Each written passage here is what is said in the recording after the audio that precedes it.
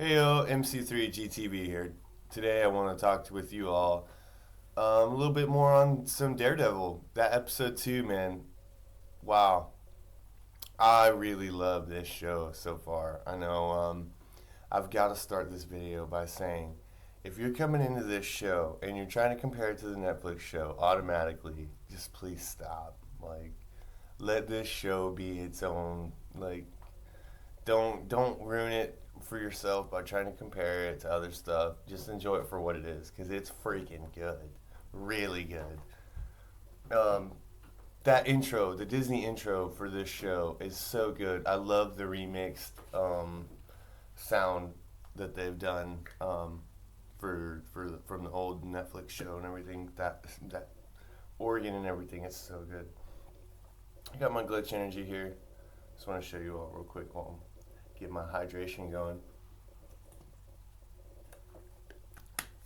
Today is tactical reload. Gotta get my watermelon flavor in, man. That's such good stuff. I got some more flavors that should be in probably this afternoon, I'm hoping. So we'll see about that. Disney mentioning Spider-Man at like the earliest convenience in this Daredevil series is really cool to me. And having him automatically with Daredevil and Punisher, I think adds a lot. Like, so cool that Kingpin of all people, like the one that everybody knows, they are always in his business messing with him. So that's really cool. My first thought on this whole interaction where Hector is going in to save this innocent bystander, it felt like it was set up from the beginning to me. Like, it seemed like, maybe the cops didn't, like, it felt like they set him up. Like, they knew kind of who he was, and that they knew, oh, this guy will take advantage if you try to do something here. Like, and the whole situation is extremely sticky, man. Like, the fact that he got an NYPD cop dead by the train like that, like, that's just crazy, man. Like, good luck getting out of that. Matt knowing that he's not lying is really cool, but how do you say to a judge and a jury and everyone, like, I know for a fact he's not lying because I can like, it's just crazy. It's also interesting and worth noting to me that Fisk's knuckles were not healed completely. That means he's been doing some kind of fighting or something. Like, he's involved in some kind of physical altercation or something like that. And it's funny because he says that he went away to get healed and to get right, but that's so extremely vague. I'm extremely curious to know where he was at in this time that he's been gone and what he did to get better.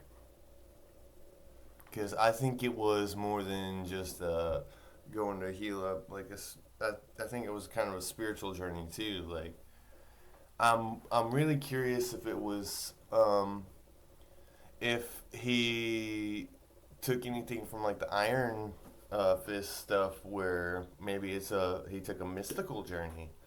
I don't know. Maybe I'm wrong, but I feel like they lean into that a little bit with Echo, so they're not totally afraid of it, and they know that we know it's in this universe. Like, Doctor Strange is right down the street. And you have to know that if they're mentioning Spider-Man, you have to know Doctor Strange he's there. He's in New York too. So think about that too. Is Doctor Strange and Wong? They are voters of New York. You would think, right? I don't know the laws on that. I don't know if Camartage is like. I don't know how that works.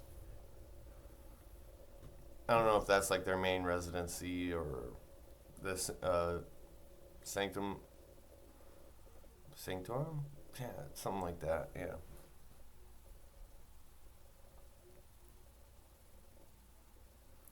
I really like that in this show they've already shown Fisk laughing quite a bit. Like, they're giving it they're giving him these layers, and I'm seeing this stuff online that's really driving me crazy. People saying that Fisk is flat and like he's not who he was before and all this. Like, just shut your mouth. This Fisk is so much more interesting because you know that's still in there. He showed it when he threatened the police commissioner. He showed he's still 100% a bad dude. At his core, he's gonna do what he's got to do to get his way. He's not beyond going and having someone murder some dude's freaking family. Like, this Fisk is more dangerous than ever because he's trying not to be. He promised Vanessa that he won't kill Daredevil. That is like, that's the most sinister thing you can do. She made him promise not to kill him. You know what that means? He has to ruin that man without killing him. He has to ruin the man without killing him. That makes it 10,000 times more interesting because she made him promise, don't kill him. So now he has to suffer. He has to. Oh, also I noted he was Matt's talking with someone in the DA's office when he hears Hector being forced into um, signing the confession.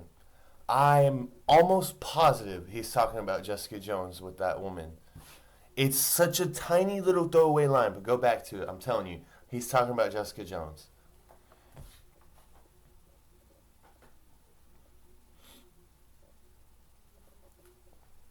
Okay, so I thought that BB was the daughter of Yurik. She's actually his nephew. This to me is one of the like extremely interesting pieces because, like I said, this gives you credence. Like, when you sat down with this poor girl, you know she's sitting in front of the man that choked her husband, not her husband, her uncle to death because he spoke about Fisk's mama. He dug too deep, and Fisk went after him.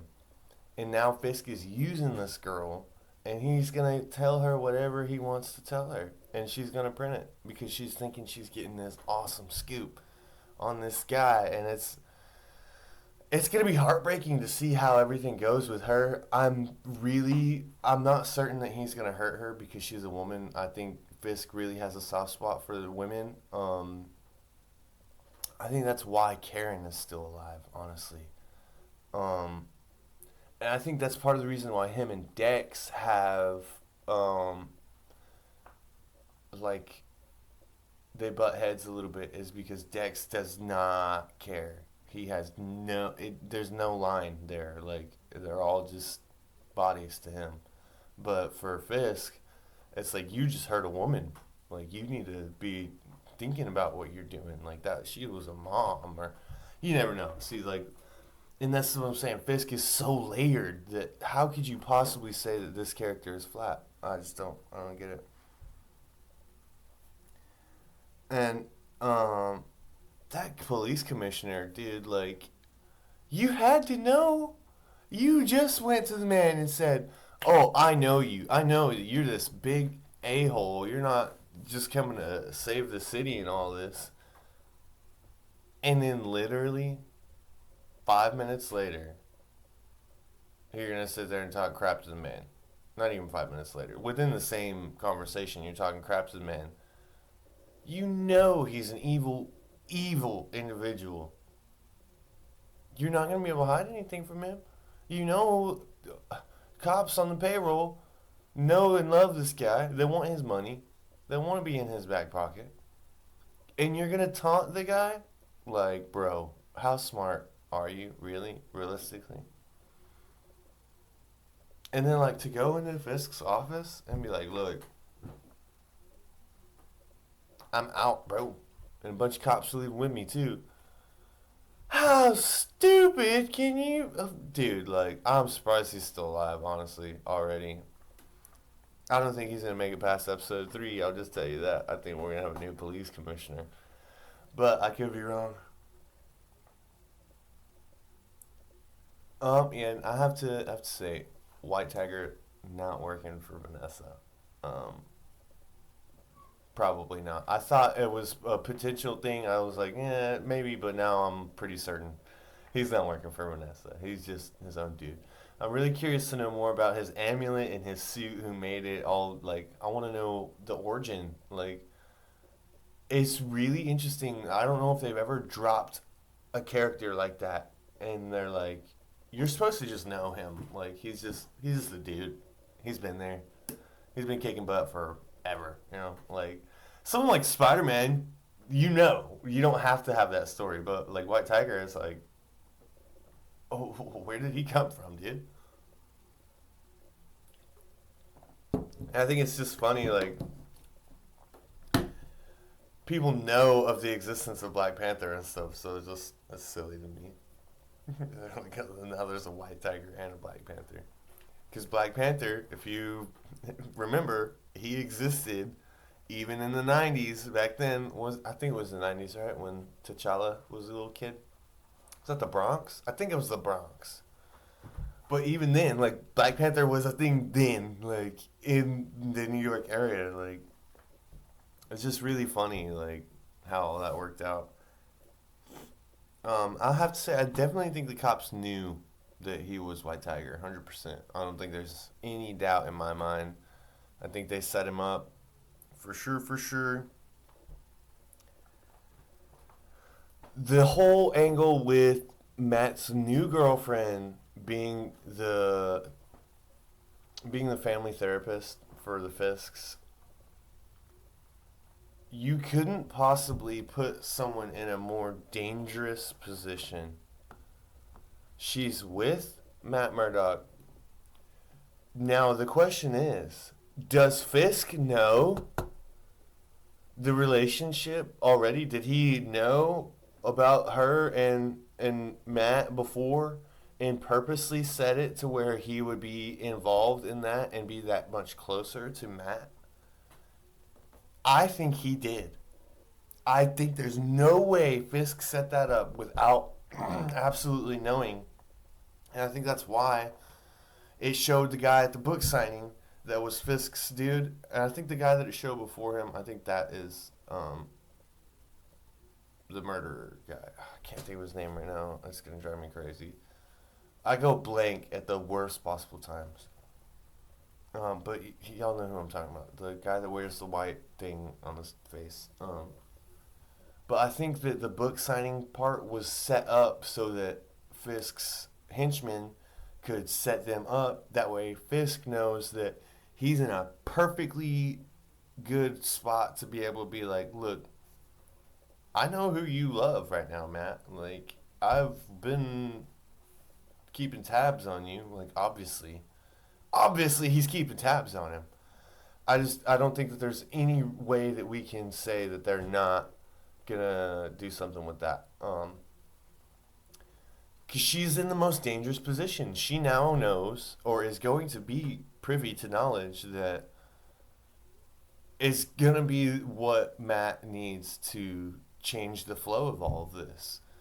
And I think that that interview in itself, them sitting down and doing that therapy like that, I think that's what's gonna be. Everything else that we see is gonna have direct consequence from that conversation that they had.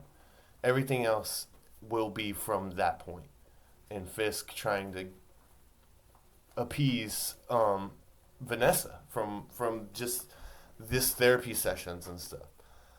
And I'm curious to see if the therapist does something that sends or says something that sends Vanessa one way or the other, and I think that might be somewhere where Fisk crosses the line. But I don't know. There's still so much in the air, so many questions. It's still so early on, and I think that this writing is the best way to write a bad guy. Give us their life. Tell us how they are to each other behind the closed doors. Show us their relationship. Show us their marriage. Give us the reasons as to why their personal life is the way it is. And it changes every detail about why they do what they do as the bad guy that they are. And like Vanessa, she went all in. She went all in on taking over everything while Fisk was gone, and that changed her morally at her core. And now there's a whole repercussions of all of this that neither one of them know that if they can bounce back from. And it's just such an interesting dynamic to be like, you made me this person that I didn't necessarily want to be, but I did it for you. But now I'm like, you were gone. Her story is just as powerful as anyone else's in all of this. And I think that's really a testament to the writing of this since the beginning of in the Netflix time. Every single character, if they're there for one episode, every character can make 5 minutes mean everything to the story and change it in 10 different ways. And it's just so cool. I really am in love with this team of writers and stuff. Like, I know they did some changes and things like that. I don't care. I don't care. Everything that they pulled from the first 3 seasons, when they put it into that first episode, like, you can't deny the heart that was there. I've seen so many people be like, oh, it's not even a copy and paste. They didn't even try. Like, you weren't watching.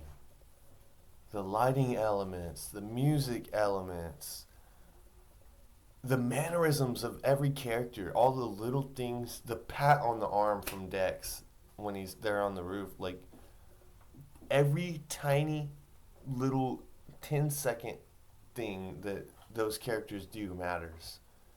Matt just seething in anger because he knows Dex didn't get a death penalty. That's not what happened.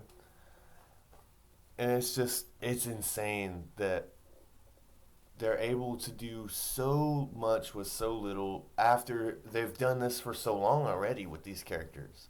And they're still adding on little layers, and I love it.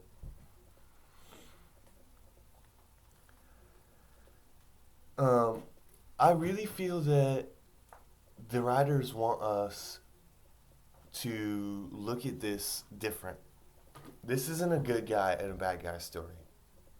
That's where the perception needs to go out the window. Matt Murdock right now is not a good guy. And it's okay. Wilson Fisk, he's not a good guy. And that's okay. Like, they're both literally trying to be better. Like, that's what we're being told. They're trying to do better. But both of them are failing. And it's awesome. It's such good storytelling. Like, when you have a good guy and a bad guy, but they both want to be better for the right reasons, but they're stepping on each other's toes, not only. Instead of helping each other make the situation better, they're stepping on each other. And they're both failing at doing the most simple things to them anyway. Like, Fisk, he just wants Vanessa back. Like, he just wants that. He wants what he had back. Like, and then you see with Matt, like, he wants to be the savior again. He wants to be the good guy. He wants to listen, like, he's listening to that sermon and everything. He wants to cleanse himself again. But he's failing to do the most simple things of just even repentance, going into the church and things like that. Like, it's such little details like that that make the real overarching story, like, worth it in the long run. Like, by the time we cleared episode 9, I think that everyone that's watched it is going to be very happy with what we got. The comparisons, like I said, to the first 3 seasons, whack. Don't do it. Don't do it. Don't hurt yourself. Don't hurt anyone else. Don't hurt your viewers. If you're a big time streamer or whatever, like, you're hurting your fan base. Let them watch it themselves. Stop comparing. It's so good. Let yourself breathe with it separately from everything else. Treat it as its own life form because that's what it is. It's so good, and it's not done growing. We can't judge everything on it yet. I know that there's some good criticisms for those first two episodes. I'll give y'all all the credit for that. There are good criticisms, but don't waste your time trying to compare it to the Netflix stuff. Watch it, love it for yourself, stew in it. That's why I decided not to record this episode 2 right away because I wanted to give myself some more time to marinate in it and really enjoy the other half. Like, we haven't seen the best of this show yet. We haven't seen the best of the action and all this. We're seeing the legal, procedural, all of this, and just that ending sequence. Matt knowing he's got his case locked in if he can get that one person, that one witness. And then he knows, I've got to act right now. They're going to come kill this guy. And then Matt knew in that minute, he's telling himself, don't do this. Don't do this. He wasn't talking to the cops. He wasn't. He wasn't telling the cop, oh, you don't want to do this. He was telling himself, you don't want to do this. Because he knew he was going to love it. That's why that scream at the end, that was a scream of excitement, of pure, raw, that guttural, just mix of pleasure and I can't think of the word that I want right now, but not necessarily relief, but triumph, like that triumphant roar of like, yes, I did it. You sons of guns, y'all thought I got my man out of here. He's out. He's with the other guy. Now they're gonna build a case. I'm very curious though. I'm thinking episode 3 starts right there in that moment with him screaming. I think he did that scream to alert other people to let them know, like, I was just attacked by these freaking cops. Like, I think he's trying to make a big scene and get it public. I think that the public perception in the city of New York being the heart of this show, just like it was before, I think that's beautiful. Very, very well done. I love it. I love it. I love it. That's the way it needs to be. Keep doing the BB reports and everything. Get us in the heart of those people. Get us there and give us all those people. Tell us how they feel. Get us in the streets. I love it. I love it. Like I was saying, I think that's going to be a huge part of this is the publicity of everything and being able to alter public perception. I think that's going to be the biggest part of all of this. And it's kind of funny to me because the Devil of Hell's Kitchen was originally not the best thing. And somewhere between the blip and now, people love Daredevil. And they've even gone so far as to say, like, they've missed him and stuff. Like, they want him back because the city's not the same without him.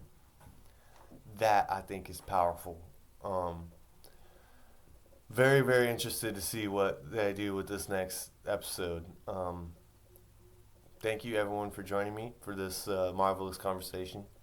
I appreciate y'all. Make sure you like and subscribe if you haven't already. And stay tuned for more because I'm not stopping this anytime soon. We got plenty more to roll on. Thank you, guys. I love y'all, and I'll see y'all soon.